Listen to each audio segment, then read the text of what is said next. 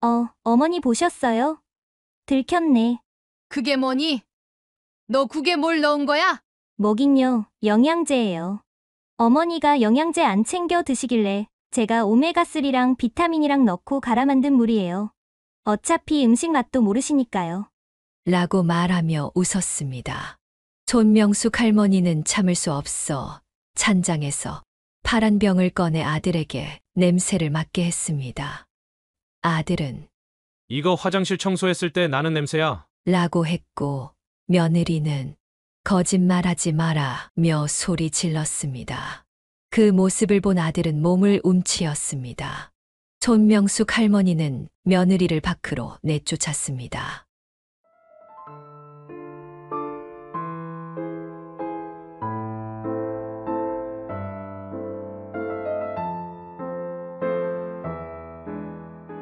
오늘 사연은 부족한 아들을 사랑했던 며느리에게 진심으로 다가갔지만 결국 배신당하고 마는 손명숙 할머니의 가슴 아픈 사연입니다.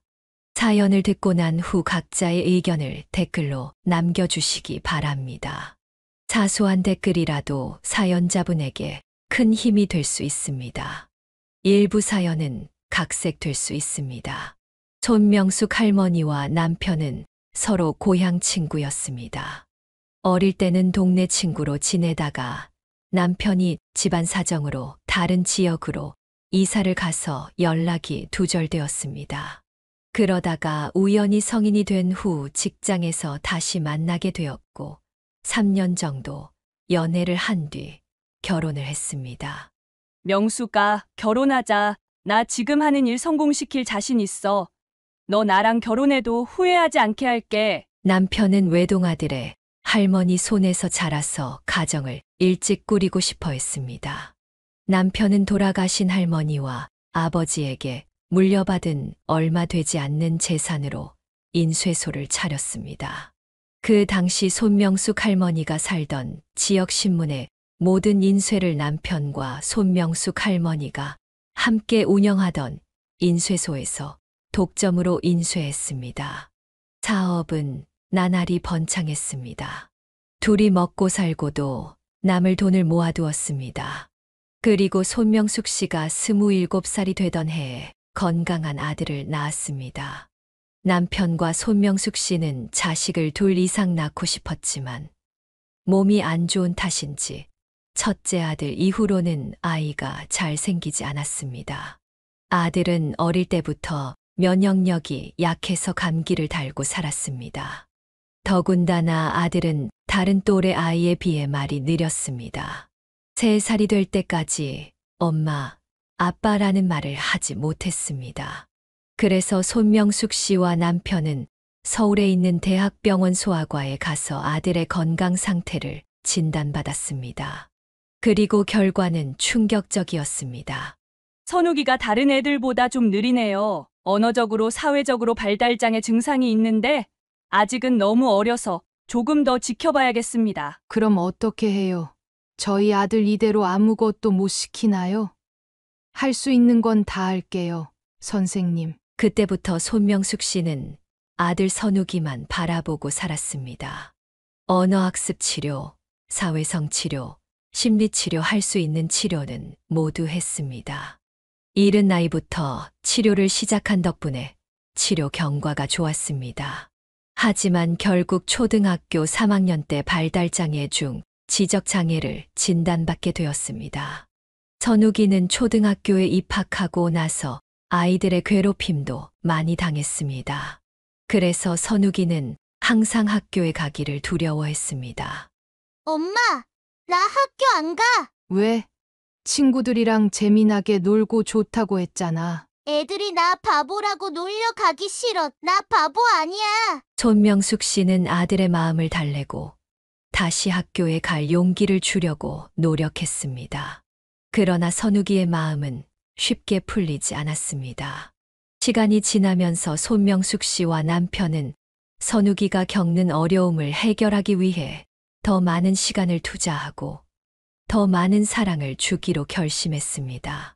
손명숙 씨는 아들 선욱이를 생각할 때마다 가슴이 저려오는 듯 했습니다.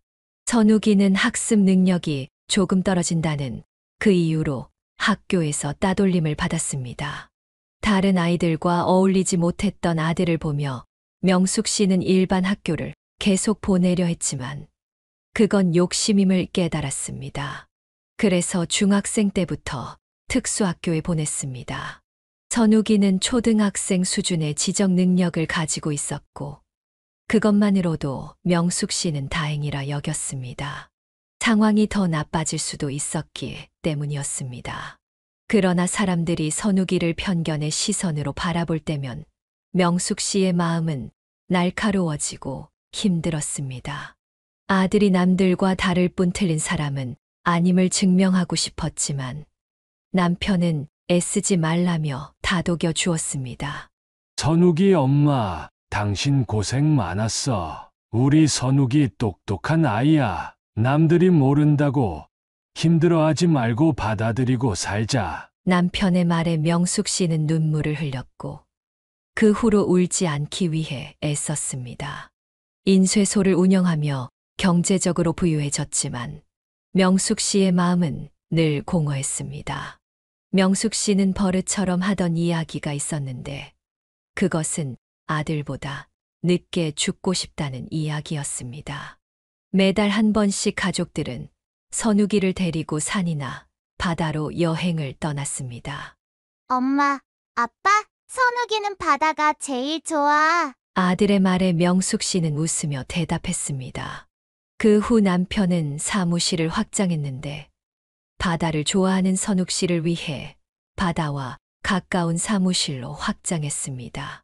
선욱이는 회사에 입사하여 간단한 회계 업무나 인쇄, 기계를 작동할 수 있을 정도로 열심히 배웠습니다.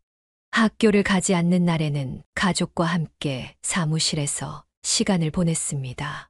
직원들 사이에서도 의견이 분분했지만 선욱이는 맡은 일을 최선을 다했습니다. 명숙 씨는 아들이 부모 덕분에 회사에서 일한다는 수군거림도 있었지만 아들이 맡은 일에 최선을 다하는 모습을 보며 자랑스러웠습니다. 그러나 세상은 그렇게 호락호락하지 않았습니다. 결코 착한 직원만 있던 것은 아니었습니다. 우연히 손명숙 씨는 아들 선욱이에게 신경질을 내는 직원들을 보았습니다. 야, 이 등신 같은 새끼야. 이거 만지지 말랬지? 직원이 소리쳤습니다. 선욱이는 이건 할 줄 알아요. 라며 대답했지만 직원은 요씨, 그거 그렇게 하는 거 아니라고 모자란 게 왜 이렇게 부지런해? 앞으로 내 앞에서 알짱대지 마. 라고 으름장을 놓았습니다. 화장실을 다녀오던 명숙 씨는 이 장면을 목격했고 그녀를 본 직원은 흠칫 놀라며 변명을 했습니다. 아니, 사모님. 이거 기계가 위험한데 선욱이가 와가지고. 명숙 씨는 아들을 먼저 보내고 직원에게 단호하게 말했습니다. 김주임, 선욱이 이 기계 몇 년 전부터 다뤄왔다는 거 잘 아시잖아요. 선욱이한테 윽박 지르시면 더 당황해서 사고 납니다. 조심 좀 해주세요. 직원은 이내 알겠다는 듯 고개를 끄덕였지만 명숙 씨 뒤에서 코웃음을 치며 혼잣말을 했습니다. 빙신 새끼 데리고 다니면서 귀찮게 하는 주제에. 아들을 낳고 한평생 이런 평가와 시선을 받아왔지만 가까운 사람에게 이해받지 못할 때는 상처가 되었습니다. 시간이 지나도 아들을 삐뚤게 보는 시선들에 익숙해지기 어려웠습니다. 하지만 명숙 씨는 항상 모든 사람을 잘 따르는 아들이 대견할 뿐이었습니다. 시간이 흐르며 명숙 씨는 아들에게 독립심을 키워주기 위해 미술학원에 다니게 했습니다. 선욱이는 새로운 친구들도 많이 사귀었다고 했습니다. 그러던 어느 날 친구와 논다며 집에 늦게 들어오는 날도 있었습니다. 그러던 어느 날 죽어라 일만 했던 탓인지 몇 년 사이 남편의 낯빛이 어두워지는 걸 깨달았습니다. 그런데 그때는 이미 늦었었죠. 여보, 얼굴이 왜 그래요? 무슨 일 있어요? 남편은 요즘 소화도 안 되고 살도 빠지고 기운이 없네. 라고 대답했습니다. 걱정이 된 명숙 씨는 병원에 가자며 남편을 데리고 갔습니다. 병원에서는 정밀 검사를 받았고 의사는 췌장암 말기라는 진단을 내렸습니다. 남편은 이미 암이 전이된 상태였고 치료의 길이 더 이상 열리지 않았습니다. 그러한 절망적인 소식을 받은 그녀는 모든 가능성을 투철하게 간구했고 의사에게 빌면서도 울면서 말했습니다. 뭐든 치료할 수 있는 건 다 해주세요. 우리 남편 이렇게 보낼 수 없습니다. 의사 선생님, 제발요. 그 말에도 남편은 그녀를 가만히 안아주며 위로했습니다. 선욱이 엄마, 나 치료 안 받을래. 치료만 받다가 병원에서 가기 싫어. 상욱이랑 당신이랑 시간 보내다가 갈래. 속상하게 울지 말어. 당시의 남편은 이성적으로 재산 상속 유언을 남기며 상황을 처리했습니다. 그는 가족을 위해 무서울 만큼이나 이성적인 결정력을 보였지만 가족이 단 둘이 남게 될 때를 위해 걱정한 것일지도 모릅니다. 그리고 남편은 남은 시간을 소중하게 보내고 싶어 아들과 함께 여행을 가자고 제안했습니다. 선우가 엄마랑 아빠랑 오랜만에 제주도 여행 가자 어때? 좋아. 바다 근데 안 갈래. 바다에 가자고 하면 무조건 좋다고 신나하던 아들인데 안 간다고 하니 당황스러워서 물었습니다. 왜 안 가? 선욱이, 너 바다 좋아하잖아. 안 갈래. 거기 가면 소영이 못 만나잖아. 소영이. 소영이가 누군데? 친구야? 명숙 씨가 그렇게 물었더니 아들 얼굴이 새빨갛게 달아올랐습니다. 그리고는 수줍게 말했습니다. 응, 친구야. 내 여자친구. 아들의 대답에 남편도 명숙 씨도 놀라서 동시에 눈이 마주쳤습니다. 여자친구? 미술학원에서 사귀었어. 선생님이랑 동갑이야. 그래서 친구하기로 했어. 나는 소영이 너무 좋아. 아들이 여자친구라고 말할 만큼 좋아하는 여자가 생겼다는 것에 명숙 씨는 기뻤습니다. 남편이 말했습니다. 선욱아, 그럼 소영이도 같이 가자. 소영이한테 전화해봐. 진짜? 와, 신난다. 아들은 신이 나서 있고 명숙 씨는 당황했지만 기뻤습니다. 아니, 당신은 누군지 알고 같이 가자고 해. 그 아가씨 입장도 생각해야지. 불편할 거 아니야. 명숙 씨가 말했습니다. 우리 선욱이도 장가갈 때가 됐잖아. 이제 28인데. 나 눈 감기 전에 선욱이 결혼하는 거 보고 싶어. 어떤 애인지 한번 만나보는 것도 나쁘지 않잖아. 남편의 말에 손명숙 씨는 왈칵 눈물이 쏟아졌습니다. 그리고 아들은 신이 나서 방방 뛰며 말했습니다. 엄마, 아빠, 소영이도 같이 간대. 우리 언제 갈 거야? 아들이 묻자 남편이 대답했습니다. 내일 아침 비행기로 가자고 해. 아빠 좀 바꿔줘봐. 남편은 아들 휴대폰을 받아서 다음 날 몇 시에 어디로 여행을 가는지 설명하고 아들 여자친구 비행기표까지 끊어놓겠다고 말했습니다. 전화를 끊고 남편은 환하게 웃었습니다. 뭐가 그렇게 좋아? 손명숙 씨가 물었습니다. 아가씨가 말투도 싹싹하니 우리 선욱이가 왜 좋아하는지 목소리만 들어도 알겠네. 남편이 대답했습니다. 무슨 목소리만 듣고 내일 만나보면 정확한 건 알게 되겠지. 그리고 다음 날 손명숙 씨 부부는 공항에서 소영이를 만나게 되었습니다. 단정하고 반듯하게 생긴 아이였습니다. 인사도 어찌나 깍듯하게 하는지 요즘 젊은 애들 같지 않다는 생각이 들었습니다. 안녕하세요, 어머님, 아버님. 안 그래도 인사드릴 생각이었는데 이렇게 만나 뵙게 되네요. 저는 함소영이라고 합니다. 선욱 씨랑 만난 지는 1년 좀 넘었어요. 소영이가 말했습니다. 그렇게나 오래 만났어요? 우린 몰랐네. 손명숙 씨가 대답했습니다. 정말 친구처럼 만난 거라서요. 많이 놀라셨죠? 소영이가 말하자 손명숙 씨는 아니에요. 반가워요. 같이 선뜻 여행 가기 힘들었을 텐데 와줘서 고마워요. 라고 답했습니다. 그 아이와 손명숙 씨는 그렇게 인사를 나눴고 아들은 여자친구 옆에 딱 붙어서 떨어질 생각을 하지 않았습니다. 언제나 손명숙 씨의 껌딱지였던 아들이 언제 저렇게 여자친구까지 만들어서 의지하게 됐나 내심 정말 신기할 뿐이었습니다. 여행을 가서도 소영이는 선욱 씨를 살뜰히 잘 챙겨 주었습니다.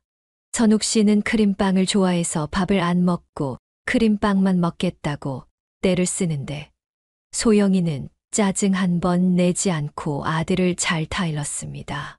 선욱 씨, 크림빵은 밥 먹고 후식으로 먹자. 소영이가 말했습니다. 밥은 먹기 싫어. 그냥 크림빵만 먹으면 안 돼. 선욱이가 대답했습니다. 크림빵은 달기만 하고 선욱 씨 건강에 별로 안 좋아. 밥이랑 반찬을 골고루 먹어야지. 우리 그러기로 했잖아. 맞아. 그러기로 했어. 서영아, 알았어. 나 밥 먼저 먹을게. 한 번 떼를 쓰면 그 고집을 꺾기 힘들었는데 여자친구가 타이르니 바로 수긍하는 아들의 모습이 손명숙 씨와 남편에게도 신기했습니다. 아들이 여자친구에게 의지를 많이 하기도 했고 그 아이도 아들에게 따뜻한 눈빛으로 대해주는 게 느껴졌습니다. 2박 3일이라는 짧다면 짧은 시간 동안 남편도 손명숙 씨도 그 아이에게 흠뻑 빠져들었습니다. 그러나 여행을 다녀와서 남편의 건강이 악화되었습니다. 통증을 호소해서 병원에 입원하지 않을 수 없었습니다. 진통제를 복용하며 흐릿한 정신으로 남편이 손명숙 씨에게 말했습니다. 선욱이 엄마, 나 죽기 전에 선욱이 결혼식 하는 거 보고 싶어. 그래야 안심될 것 같아. 남편이 입원한 동안 아들과 아들의 여자친구도 병원에서 곁을 지켜주었습니다. 시간이 흘렀고 밥 한 숟갈 먹지 못하는 손명숙 씨를 데리고 그 아이가 함께 죽을 먹자고 했습니다.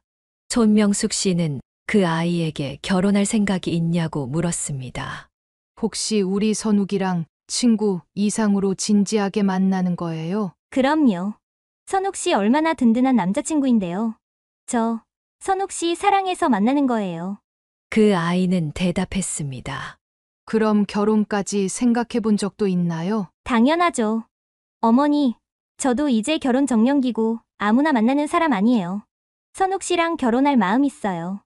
알다시피 우리 선욱이가 겉보기에는 아무 문제 없지만 가끔 심하게 고집도 부리고 힘들 텐데 그래도 괜찮아요? 그런 건 저한테 아무 문제도 안 돼요. 저는 마음 깊이 선욱 씨를 이해하고 사랑하고 있어요. 어머니, 아버님 때문에 그러시죠. 그게 괜히 부담될까봐. 저랑 선욱 씨 결혼식 올릴게요. 아버님이 저희 둘이 행복하게 지내는 모습 보고 가시게 할게요. 그렇게 말해주는 그 아이의 눈빛이 진심으로 느껴졌습니다. 그래서 결혼을 시키기로 결심했습니다. 아들은 당연히 그 아이와 결혼을 하고 싶다고 했습니다. 나 소영이랑 결혼할래. 결혼하고 싶어. 엄마. 손명숙 씨는 남편 병간호에 전념하느라 신경 쓰지 못했습니다. 그 사이 선욱이는 혼인신고를 올리고 결혼식장까지 알아봤습니다. 손명숙 씨는 같이 알아보고 싶었지만 어쩔 수 없이 돈만 주었습니다. 소영이는 미술학원 강사로 일했고 어릴 때부터 시골에서 홀어머니와 함께 자랐다고 했습니다. 손명숙 씨는 남편 상태가 점점 악화되어 가서 걱정이 됐는데 선욱이와 소명이가 병원 근처에 있는 예식장으로 예약을 했습니다. 아이들이 대견했습니다. 그렇게 그 둘은 만난 지 2달 만에 그렇게 급하게 결혼식을 치르게 되었습니다. 병원에서 내내 아파하고 기력이 없던 남편도 아들 결혼식장에서는 환하게 웃으며 하객들과 인사도 나누었습니다. 그 모습을 보면서 손명숙 씨는 남편에게 기적이 일어나서 암덩어리가 사라지고 예전처럼 건강한 모습을 되찾길 바랬습니다. 아들 결혼식을 치르고 나서 신혼여행도 가지 않고 며느리는 선욱이와 함께 병원 근처 오피스텔을 얻어서 살았습니다. 그리고 선욱이와 함께 매일같이 병원에 와주었습니다. 야무지게 시아버지도 챙겨주고 손명숙 할머니가 혹시나 밥을 거를까봐 할머니의 식사까지 챙겨줬습니다. 며느리가 없었더라면 손명숙 할머니 혼자서 버티기 힘들었을 텐데 할머니는 며느리에게 진심으로 고마워했습니다. 아들 결혼식을 올린 후에 남편은 급속도로 건강이 나빠졌고 뼈가 앙상하게 보일 정도로 말랐고 약 기운 탓인지 온전했던 정신도 가물가물했습니다. 손명숙 할머니는 그 모습에 마음이 너무 아파서 이럴 거면 차라리 좋은 곳으로 얼른 가게 해달라고 빌기까지 했습니다. 그래도 남편은 끝까지 굳건히 한 달을 더 버텨주었습니다. 그리고 손명숙 씨에게 마지막 유언을 남겼습니다. 명수가 고생 많았어. 미안하고 고마워. 선욱이랑 같이 잘 살다 와.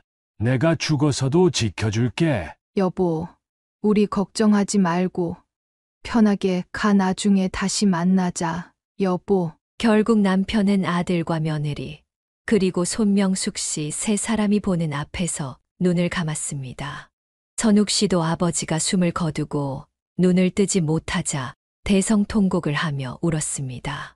그런 선욱 씨 곁에서 며느리가 차분하게 설명을 해 주었습니다. 장례식을 치르면서도 며느리 덕분에 큰 힘이 되었습니다. 장례식을 마치고 남편을 산소에 모신 후에 저희는 변호사를 만나서 재산 상속을 받게 되었습니다. 아파트와 인쇄소를 제외한 유산은 손명숙 씨에게 상속이 되었고 인쇄소는 선욱이 씨에게, 며느리에게는 아파트 한 채를 남겼습니다. 그런데 변호사를 만나고 나서 집으로 가는 길에 며느리의 표정이 어쩐지 구겨져 있었습니다. 아가 왜 그러냐? 속이 안 좋아? 어디 아파? 안색이 안 좋다. 아니에요, 어머니. 그럼 저 인쇄소 근처로 가서 살게요. 어머니는 서울에 계실 거죠? 아버님이랑 살던 집이 서울에 있으니까요. 어머니, 서울에 있는 건물 관리도 하셔야 하고. 너 혼자 괜찮겠어? 선욱이가 인쇄소 일을 잘 알기는 하는데 거기 일하는 직원들이 믿을만해서 많이 도와줄 거야. 그 전에 내 시애비가 잘 이야기해두고 정리해뒀다고는 하더라. 네, 어머니 걱정 마세요. 제가 선욱 씨랑 아버님 가업 물려받은 거 잘 해볼게요. 저도 인쇄 쪽에 아예 무지하지는 않아요. 잘 알고 있어요. 근데 어머니, 저 그 동네에서 카페 하나 하고 싶은데 어머니가 차려주시면 안 될까요? 카페. 커피 마시는 그 카페 말하는 거냐? 네. 인쇄소 근처에 카페 열어서 선욱 씨 곁에 있으려고요. 제가 매일같이 출근하는 건 좀... 아, 그래. 다른 직원들 보기에 그렇지. 알았어. 내가 카페 해줄게. 얼마 필요하니? 어머님이 잘 아시잖아요. 그 근처 시세 보시고 인테리어 비용까지 해서 알아서 보내주세요. 며느리는 또박또박 본인의 카페 창업 계획을 이야기하더니 바로 인쇄소가 있는 동네로 내려가겠다고 했습니다. 손명숙 할머니는 당분간 함께 지내고 싶은 마음도 있었지만 너무 오래 인쇄소를 비워두었기에 내려가려는 마음도 이해가 됐습니다. 며느리가 계속 혼자 살던 곳도 그 동네였으니까요. 손명숙 할머니는 아들 선욱 씨가 잘 지낼까 걱정이 되기도 했지만 며느리가 하는 대로 하자고 마음먹었습니다. 그리고 며느리에게 차려줄 가게를 알아보고 1억 원을 보내주었습니다. 할머니에게도 1억 원은 큰 돈이었습니다. 하지만 며느리는 항상 고마운 사람이라고 생각해 얼마든지 보내줄 수 있었습니다. 소영아, 내가 내 계좌로 돈 보냈어. 확인하고 카페 계약해라. 네, 어머니, 선욱이는 뭐하니? 선욱 씨. 제가 차려준 밥 먹고 자고 있어요. 그래. 너 힘들지? 내가 한번 내려갈까? 아니에요. 저랑 선욱 씨 잘 지내고 있어요. 인쇄소도 잘 굴러가요. 어머니, 조만간 저희가 나갈게요. 들어가세요. 며느리는 그렇게 말하고 전화를 끊었습니다. 그때가 초저녁이었는데 아들이 자고 있다기에 이상하다고 생각했습니다. 아들은 밤 10시에 자는 게 습관이 들어있던 아이였으니까요. 남편과 함께 살던 집에 혼자 지내면서 할머니는 매우 불안해졌습니다. 사실 그 집이 익숙하지도 않았습니다. 남편에게 암이 생긴 후 급하게 이사 온 집이었으니 자주 시간을 보낸 것도 아니었습니다. 거실에는 소파 하나와 냉장고, 안방에 침대 하나가 다였습니다. 집 안을 한번 둘러보고 참았던 눈물을 비명처럼 쏟아냈습니다. 이웃 사람들에게 피해가 갈까봐 베개에 입을 틀어막고 그렇게 펑펑 울었습니다. 울다가 기운이 없어서 잠이 들어도 악몽을 꾸며 깨기 일쑤였습니다. 할머니는 눈앞이 깜깜했습니다. 많은 재산이 있었지만 혼자서 어떻게 인생을 헤쳐나가야 할지 두려운 마음뿐이었습니다. 그러다가 남편의 유언이 생각나서 어떻게든 살아보자는 마음을 먹었습니다. 그리고 평소 좋아하던 순댓국밥집에 밥을 먹으러 갔습니다. 매콤한 순댓국이었는데 아무 맛도 느껴지지 않았습니다. 여기요. 여기 다대기가 제대로 안 들어간 것 같은데 바꿔주실래요? 아이고, 아줌마 이렇게 빨간데 뭔 다대기가 안 들어가. 잡숴봐. 여기 양념이랑 다 있는데 간 맞춰 먹으면 되지. 그래서 양념을 계속 넣었지만 혀만 싸하게 아픈 느낌이 들고 별다른 맛을 느낄 수 없었습니다. 손명숙 씨는 남편이 죽고 갑자기 닥쳐온 스트레스로 인해 미각과 후각을 잃었습니다. 뭘 먹어도 맛이 느껴지지 않아 두유만 마시고 살았습니다. 병원에 갔더니 갑상선 기능 저하증 진단까지 받게 되었습니다. 평생 약을 복용해야 한다고 했습니다. 내심 손명숙 씨도 남편을 따라가고 싶은 마음이었지만 오지 말라는 것 같다는 생각이 들었습니다. 아들 휴대폰으로 전화를 걸자 아들이 받았습니다. 선우가, 엄마야, 뭐해? 출근했어? 출근했어. 밥은 먹었어? 소영이가 도시락 싸줬어. 그래. 아유, 고생이 많네. 우리 아들, 근데 엄마, 여기서 같이 일했던 아저씨들 다 없어졌어. 사람이 다 바뀌었어. 뭐라고? 그게 무슨 소리야? 몰라. 이상해. 엄마 보고 싶어. 나도 선욱이 보고 싶어. 엄마가 이번 주말에 갈게. 손명숙 할머니는 혼란스러웠습니다. 직원이 다 바뀌었다니. 그날 저녁 며느리에게서 전화가 걸려왔습니다. 다짜고짜 우는 소리가 들렸습니다. 어머니, 너 소영이냐? 무슨 일이야? 어머니, 저희 인쇄소가 넘어갔어요. 뭐, 인쇄소가 누구한테 넘어갔어? 저희가 실수를 하는 바람에. 그리고 저희 집도 다 넘어갔어요. 어떻게 해요? 지금 선옥 씨랑 여관이에요. 어쩌다가 그렇게 된 거야. 당장 우리 집으로 와라. 우리 집 주소 알잖아. 얼른. 어머님, 죄송해요. 그렇게 며느리와 아들은 몇 달 만에 만나게 되었습니다. 며느리는 살짝 살이 올라 있었고 아들은 날씬해져 있었습니다. 그리고 며느리는 손명숙 할머니를 보자마자 바닥에 납작 엎드려 석고대죄를 했습니다. 어머님, 죄송해요. 제가 인쇄소 일에 서툴러서 어떻게든 지키려고 했는데, 주신 돈도 빚 갚는데, 다 쓰고 집도 경매로 넘어갔어요. 정말 죄송해요. 죽을 죄를 지었어요. 며느리는 사업이 망했다는 말과 죄송하다는 말만 반복했습니다. 당시 손명숙 할머니는 머리도 복잡하고 기력도 없어서 다른 일은 접어두고 애들과 함께 지내기로 했습니다. 집안에 귀신을 들인 걸 그때는 알지 못했습니다.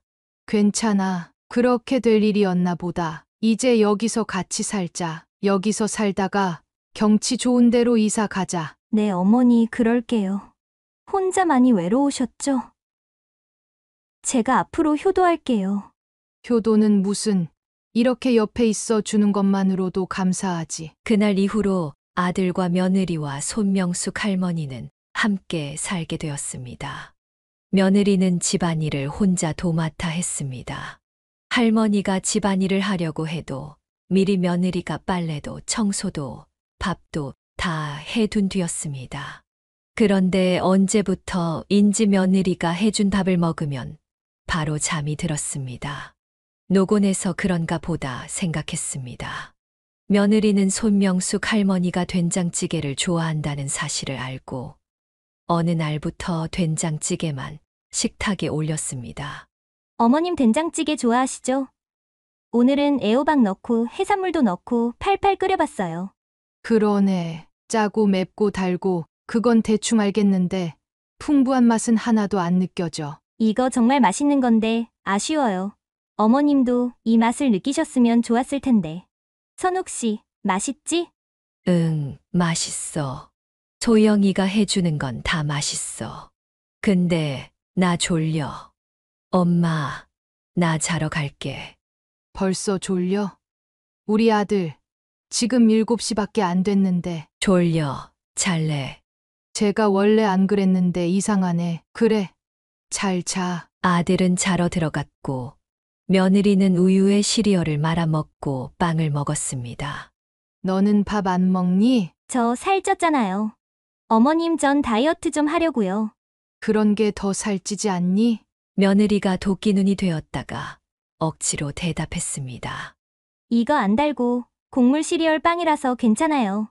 그런데 아가 요즘에도 카페 보러 다니고 그러니?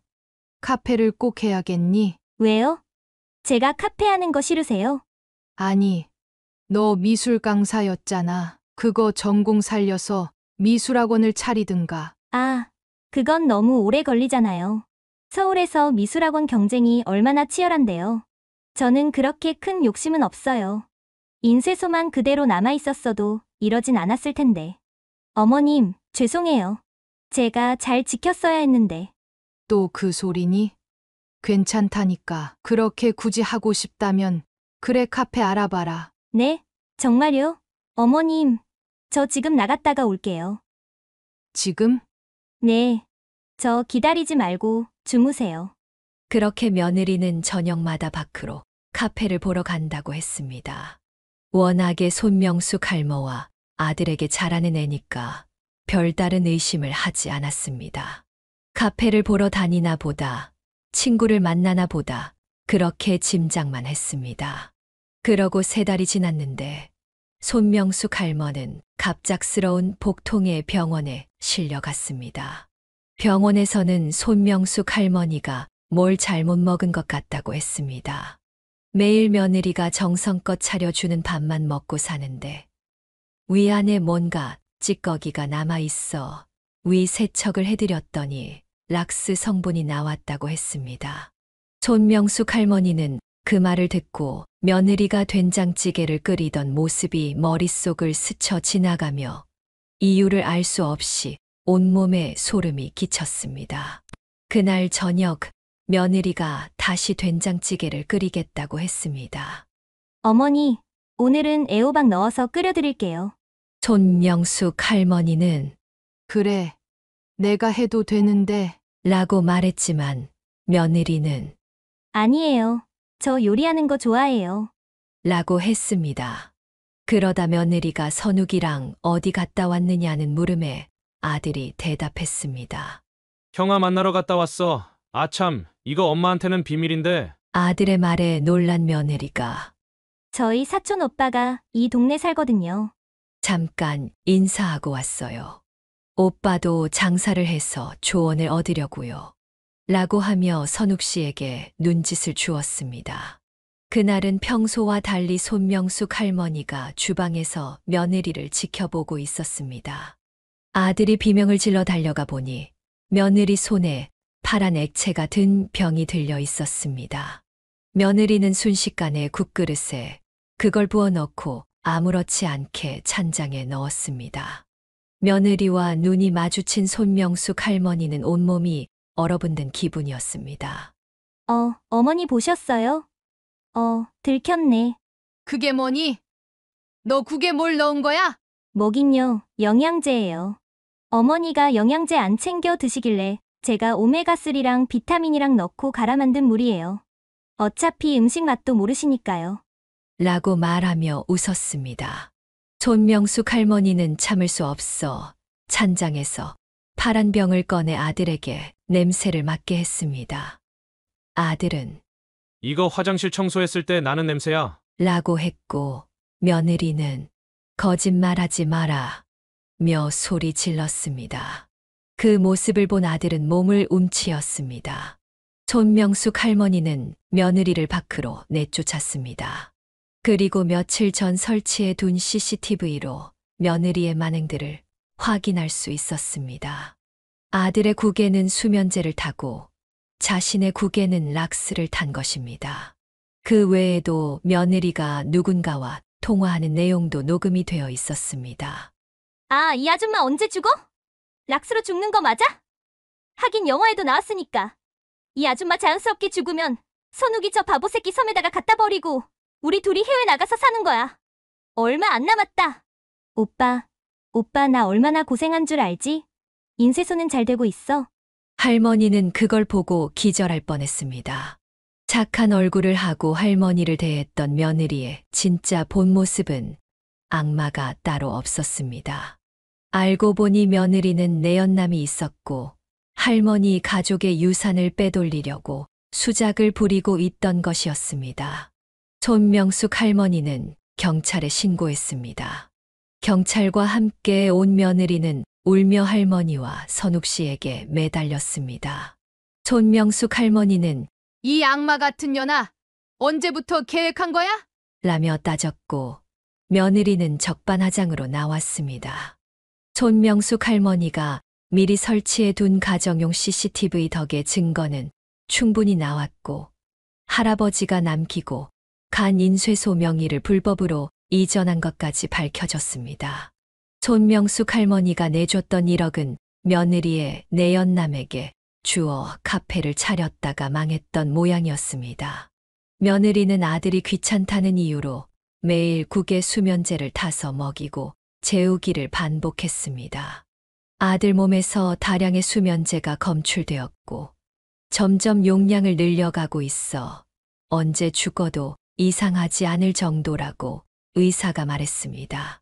그 악마들은 손명숙 할머니와 아들을 독살하고 췌장암으로 좋은 시절 보내지 못하고 죽은 남편이 상속해 준 재산을 노리고 끔찍한 범죄를 저질렀습니다. 손명숙 할머니에게 몇 달간 락스를 먹여서 몸이 점점 쇠약해졌던 것입니다. 그런 범죄를 저지르고도 끝까지 죄를 인정하지 않는 모습에 손명숙 할머니는 두 손 두 발을 다 들었습니다. 법정에 가면 며느리가 바락바락 소리를 질렀습니다. 어머니 선욱 씨, 내가 당신들한테 얼마나 잘했는데 기억 안 나? 이건 아니지. 나 풀어줘.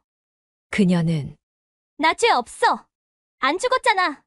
어머니, 내가 잘할게요. 판사님, 저 억울해요. 라고 했지만 소용없었습니다. 손명숙 할머니와 아들은 트라우마로 심리 상담을 받았고 아들은 며느리가 지은 죄를 다 이야기하며 다시는 만나고 싶지 않다고 했습니다. 악마 같은 며느리는 가족이 가장 힘든 시기에 몰래 곁에 침입해 씻을 수 없는 상처를 남긴 악마 그 자체였습니다. 그 난리를 겪은 손명숙 할머니와 아들은 이제 서울 생활이 지겨워졌습니다. 모든 악연을 정리한 후 손명숙 할머니와 아들은 서울 생활을 정리하고 작은 바닷가 시골 마을로 이사했습니다. 처음엔 낯설었지만 마을 사람들은 오히려 더 따뜻하게 그들을 맞아주었습니다. 손명숙 할머니와 아들은 사람에게 받은 상처를 조금씩 덜어내며 새로운 삶에 적응해 갔습니다. 아들은 마을에서 펜션을 운영하며 손님들에게 정성을 다했습니다. 어느 날 손명숙 할머니는 아들과 함께 바닷가를 걸으며 말했습니다. 여기 오길 참 잘했어. 마음이 한결 편안해진 것 같아. 아들은 고개를 끄덕이며 미소 지었습니다. 맞아, 엄마, 이곳 사람들은 나를 무시하지 않아서 좋아. 바닷바람이 부드럽게 불어왔고 파도 소리가 두 사람의 마음을 달랬습니다. 마을의 어르신들은 서울에서 상처를 받아 이곳까지 내려온 할머니 가족을 안쓰럽게 생각했고 마을의 일원으로 인정했습니다. 그래서 손명숙 할머니에게 다가와 정감 어린 말을 건네고 아들 선욱 씨에게도 살갑게 대해줬습니다. 우리 여기서 행복하게 잘 살아보자. 손명숙 할머니는 아들의 얼굴에서 여유를 발견하며 안도의 한숨을 내쉬었습니다. 그렇게 손명숙 할머니와 아들은 과거의 상처를 치유하고 새로운 삶을 시작했습니다. 그들은 서로의 존재에 감사하며 매일매일이 행복했습니다. 여기까지가 손명숙 할머니의 사연이었습니다. 아픈 아들을 위해 살아온 손명숙 할머니에게 많은 사건이 있었지만 결국 모든 것을 올바른 위치로 되돌려 놓은 할머니가 존경스럽기만 합니다. 사연을 듣고 각자의 의견을 댓글로 남겨주시기 바랍니다. 사소한 의견일지라도 할머니에게는 큰 힘이 될 수 있습니다.